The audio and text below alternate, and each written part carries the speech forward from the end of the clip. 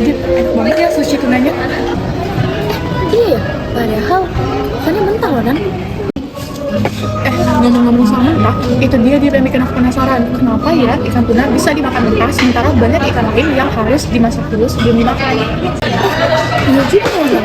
Apa jangan-jangan ada proses penanganan khusus tuna sebelum nyampe ke meja makan kita? Kalau gitu, hai, aku Nanda Manda, NIM C308. Dan aku lebih ke Alia, Indonesia 30. Yuk kita cari tahu bagaimana proses handling tuna agar terjaga keamanannya dan kualitasnya. Ikan tuna merupakan salah satu komoditas perikanan yang memiliki nilai ekonomi tinggi dan berperan penting dalam perdagangan perikanan dunia. Berdasarkan data statistik perikanan tangkap, nilai komoditas tuna lebih besar dibandingkan banyak komoditas perikanan lainnya dan terus mengalami peningkatan setiap tahunnya. Tingginya permintaan pasar, terutama untuk produk sashimi dan sushi, menuntut kualitas tuna yang selalu terjaga sejak ditangkap hingga sampai ke tangan konsumen. Lantas, sebenarnya bagaimana perjalanan ikan tuna dari penangkapan hingga siap dikonsumsi? Proses handling tuna melewati 7 tahap utama. Pertama, penerimaan. Ikan diterima dari nelayan atau kapal dalam kondisi dingin atau beku sesuai standar perusahaan. Kedua, diceker. Sampel daging diambil menggunakan cooling tube untuk menilai mutu secara organoleptik. Ikan yang tidak memenuhi standar langsung ditolak.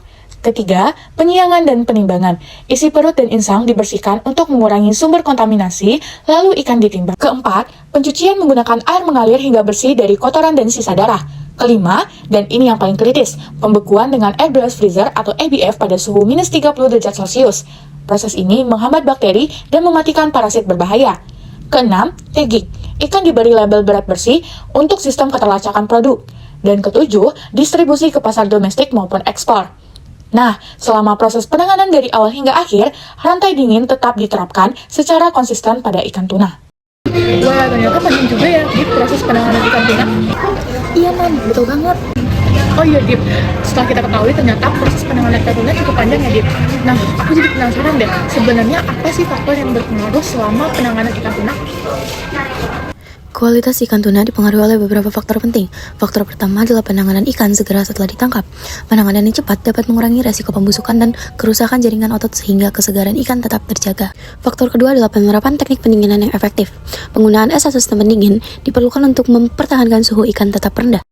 Suhu penyimpanan yang ideal ada berada di bawah 0 derajat Celcius sehingga pertumbuhan mikroorganisme dan penurunan mutu dapat dihambat. Faktor ketiga adalah kebersihan selama proses penanganan. Peralatan, wadah, penyimpanan, dan area pendaratan ikan harus dijaga kebersihannya untuk mencegah kontaminasi yang dapat menurunkan kualitas ikan tuna. Nah, udah tahu kan sekarang kenapa tuna aman dimakan dalam kondisi mentah? Jadi, bukan sembarang tuna yang kita makan, tapi tuna yang sudah melewati proses keamanan pangan dari hulu ke hilir. Segitu aja penjelasan dari kita. See you in the next video. Jangan lupa like, comment, subscribe, and share ya ke teman-teman kalian semua.